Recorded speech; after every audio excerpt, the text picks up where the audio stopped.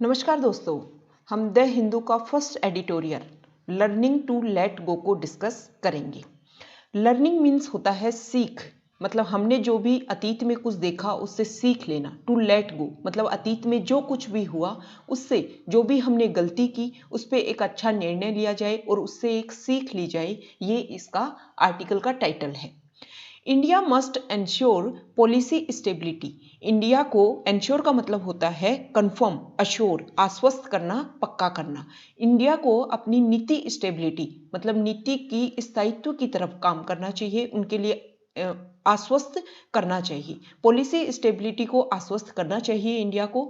And not rely ज़्यादा dependent नहीं होना चाहिए। किस पर नहीं होना चाहिए? On retrospective laws to levy tax.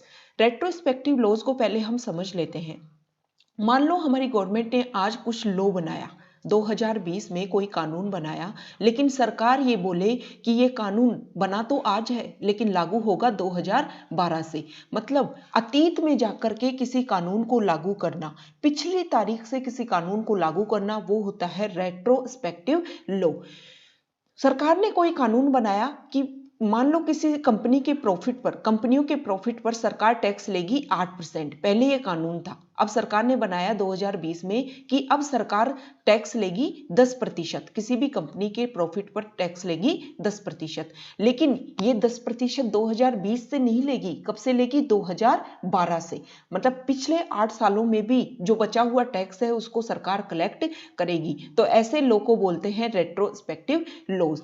तो ये बोला गया है कि जो भारत है, इंडिया है, उसको अपनी पॉलिसी के ऊपर उनको ज्यादा आश्वस्त करना चाहिए, बल्कि टैक्स को कलेक्ट करने के लिए रेट्रोस्पेक्टिव लॉज पर ज्यादा डिपेंडेंट नहीं होना चाहिए। The permanent court of arbitration at the Hague. जो परमानेंट कोर्ट ऑफ आर्बिट्रेशन है ये क्या है? ये देखो, मान लो कोई भी देश है, उनके बीच में कुछ एग्रीमेंट हुआ और उसके बीच में जब कुछ प्रॉब्लम आ जाती है तो उसको सोल्व करने के लिए दोनों कंपनियां, दोनों देश जा सकते हैं परमानेंट कोर्ट ऑफ आर्बिट्रेशन। और इसका हेडक्वार्टर कहाँ है? हेग। हेग कहाँ है? नीदरलैंड में।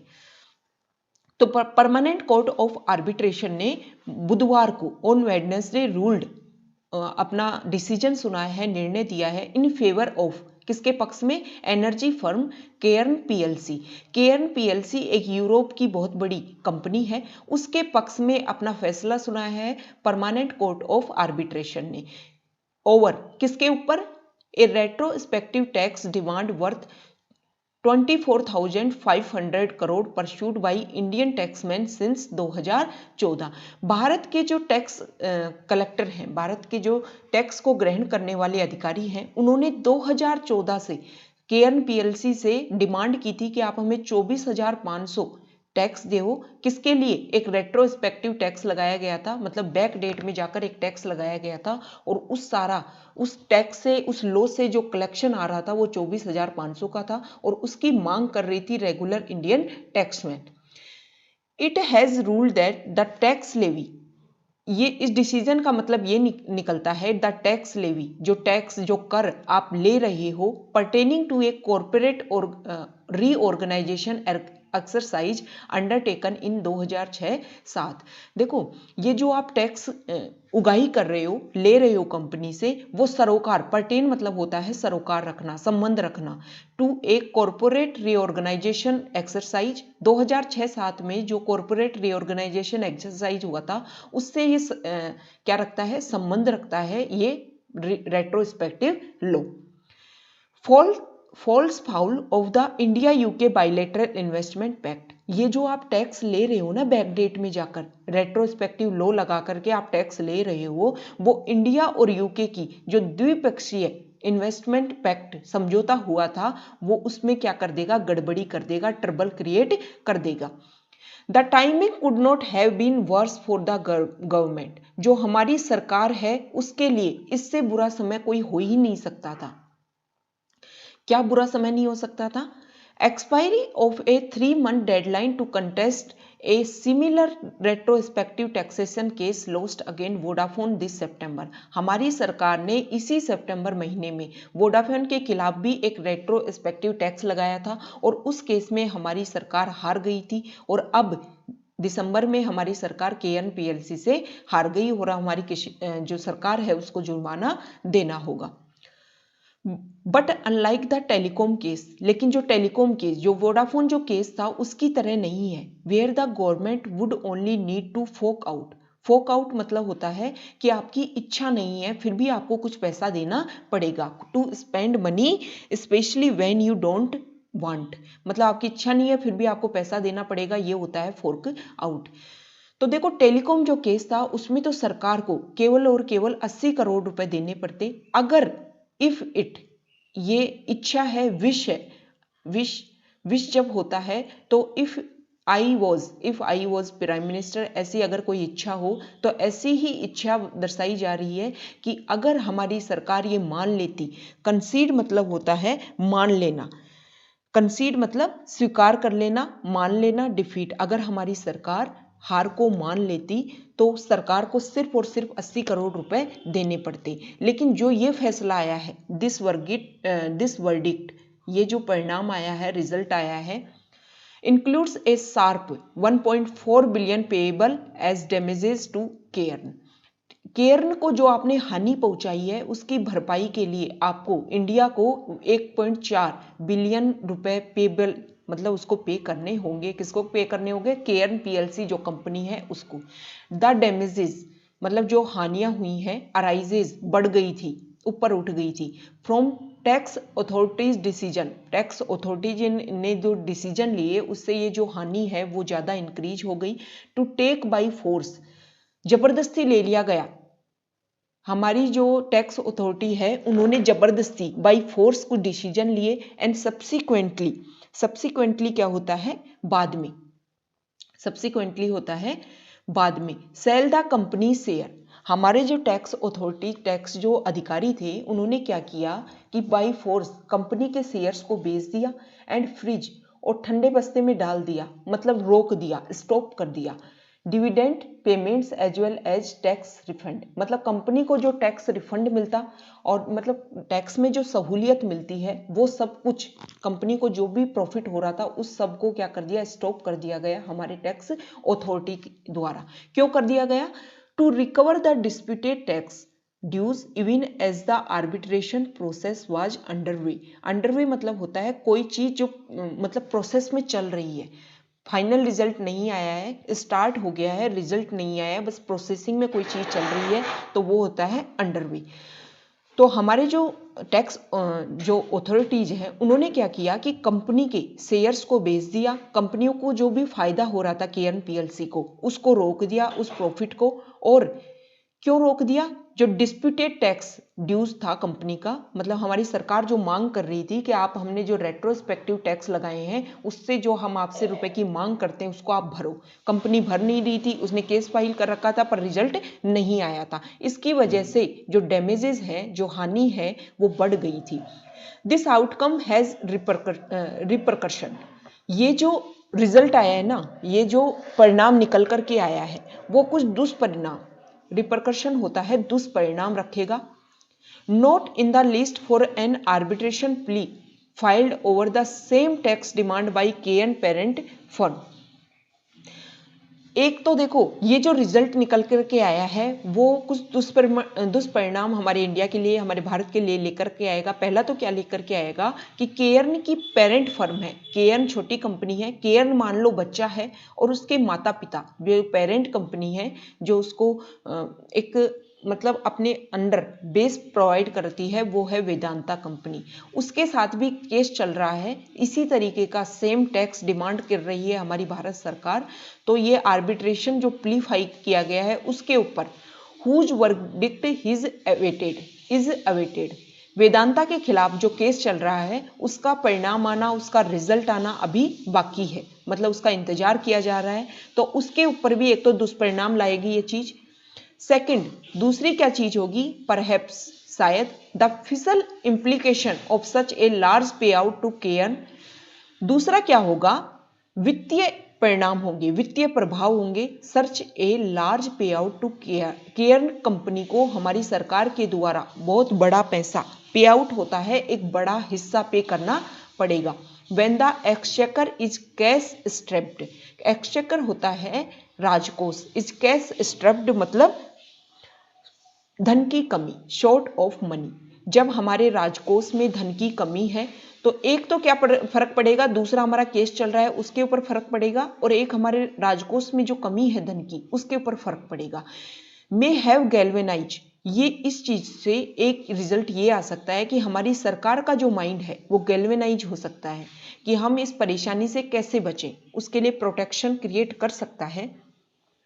About challenging the Vodafone verdict, देखो सितंबर में जो हमने वोडाफोन के खिलाफ जो केस हारा उसमें हमारी सरकार ने क्या किया है, हमारी सरकार ने चैलेंज कर दिया है उस वर्डिक्ट को आफ्टर मस डिटरिंग।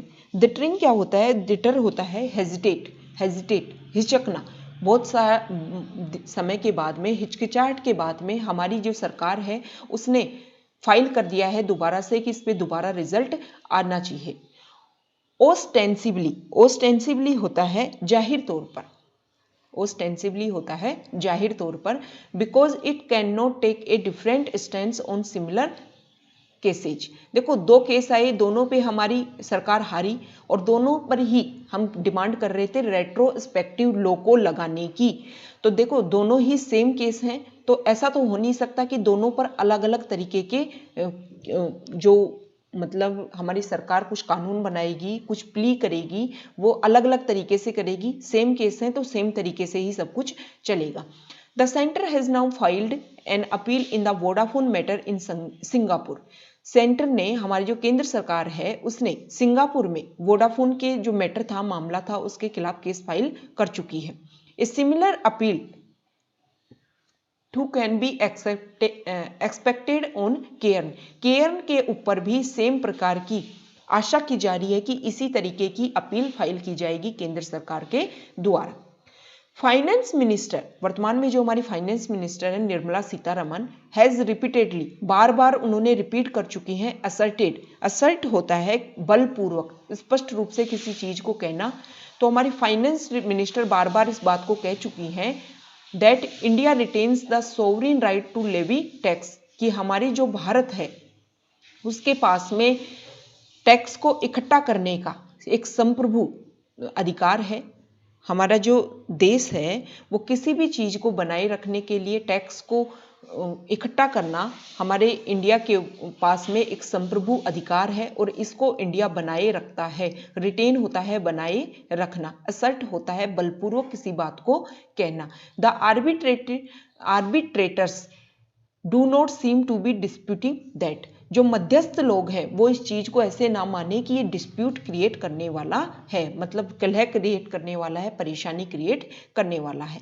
द फैक्ट इज दैट, देखो तथ्य की बात ये है, दिस गवर्नमेंट, वर्तमान में जो एनडीए की गवर्नमेंट है, ये सरकार has asserted from the outset, from the outset एक फ्रेजल वर्ब है, फ्रेज है, और इस फ्रेज का अर्थ होता है द बिगिनिंग, मतलब प्रारंभ से ही ये सरकार ये बोलती आ रही थी, असर्टेड मतलब बलपूर्वक किसी बात को कहती आ रही थी, it is not in favour of retrospective legislative changes, कि हम जो हैं वो रेट्रोस्पेक्टिव, लेजिस्लेटिव होता है विधायी, जो पूर्व मतलब पिछली तारीख में जाकर के किसी भी विधायी कानून को लागू करने में, परिवर्तन करने में हम पक्ष में नहीं हैं, इन फेवर ऑफ होता है पक्ष में।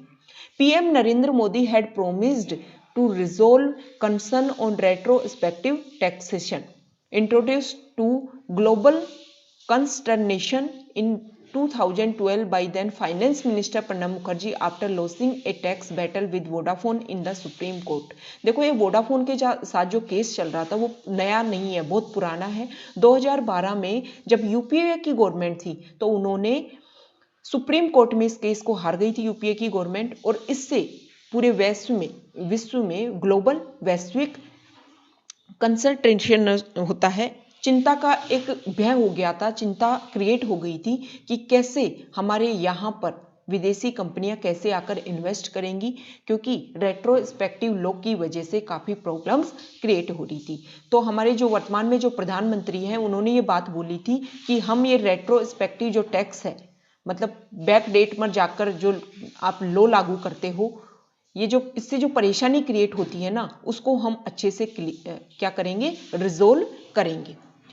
द केयर केएन कंपनी के लिए जो ऑर्डर निकल के आया है, even refers to statement by BJP leaders like the late Arun Jaitley terming the retrospective amendment as tax terrorism. ये जो ऑर्डर निकल के आया है वो रेफर करता है। रेफर मतलब किसी व्यक्ति ने कोई स्टेटमेंट दिया, कोई बात बोली, उसको ध्यान में याद दिलाता है।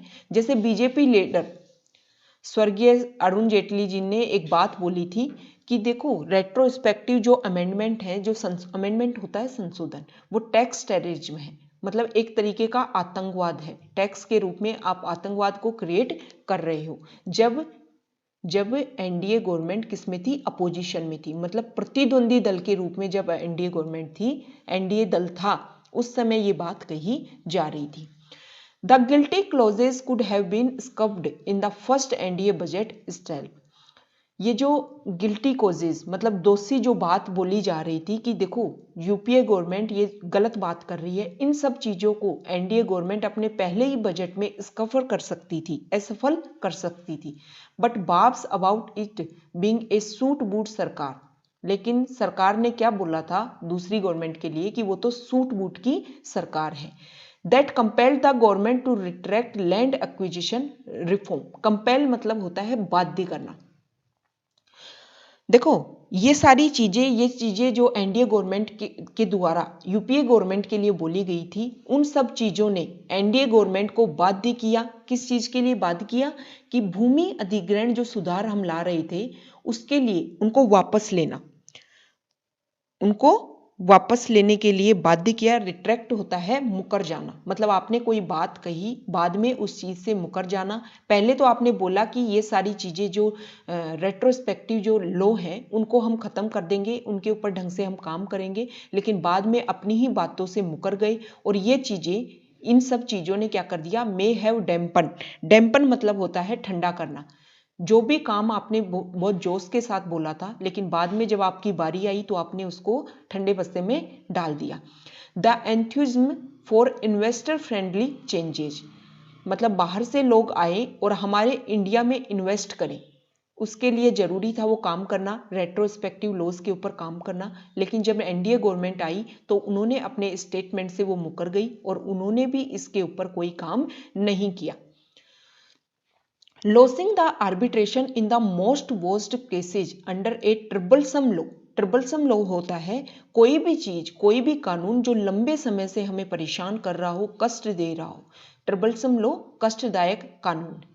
That has hurt India's investment credibility, provided a cathartic opportunity to let go। देखो ये जो हम इन केसेज में जो हार रहे हैं, इससे क्या है कि ये पता चल रहा है कि लंबे समय से जो कष्टदायक जो कानून चलते आ रहे हैं वो हमारी इंडिया की विदेशों से जो इन्वेस्टमेंट क्रेडिबिलिटी है, मतलब हर देश के कुछ पॉइंट्स होते हैं, उनके आधार पर विदेशी कंपनियां यहां आकर के निवेश करती हैं। तो इन केसों में हारने से हमारी जो इन्वेस्टमेंट क्रेडिबिलिटी है वो हर्ट हो रही है, वो कम हो रही है। तो इंडिया को क्या करना चाहिए कि इन सारी चीज़ों को क्लींस करना चाहिए और इस जो केस के रिजल्ट आए हैं उनको एक अवसर के रूप में लेकर के अपने पास्ट से सीख करके आगे चलना चाहिए। While resting the blame for the mess on the UPA, अपना ज़्यादातर समय यूपीए के ऊपर ब्लेम करने से अच्छा है कि अपने हाथ में जो पावर है उससे कुछ चेंज किए जाएं और हमारी जो इंडिया की जो क्रेडिबिलिटी है उसको इंक्रीज किया जाए। In doubling down instead the government has scored a self goal. बहुत ज़्यादा दोहरे तरीके से नीचे जाने के बजाय गवर्नमेंट को अपने कुछ स्वयं के कुछ क्या टारगेट फिक्स करने चाहिए। It aspiration to rope in global investment must be met by ensuring policy stability and creating a robust regulatory framework होता है स्ट्रक्चर, ढांचा, और रेगुलेटरी मतलब नियंत्रण करने वाला कोई ढांचा होना चाहिए। रोबस्ट होता है बहुत ही स्ट्रॉन्ग। हमारे इंडिया को क्या करना चाहिए कि ग्लोबल इन्वेस्टमेंट को इंक्रीज करने के लिए हमारी जो पॉलिसी है उसको आश्वस्त करना चाहिए और इन सारे फ्रेमवर्क को रेगुलेट करने के लिए एक स्ट्रॉन्ग रेगुलेटरी फ्रेमवर्क को क्रिएट करना चाहिए। तो ये आज का हमारा डिस्कशन था। ओके।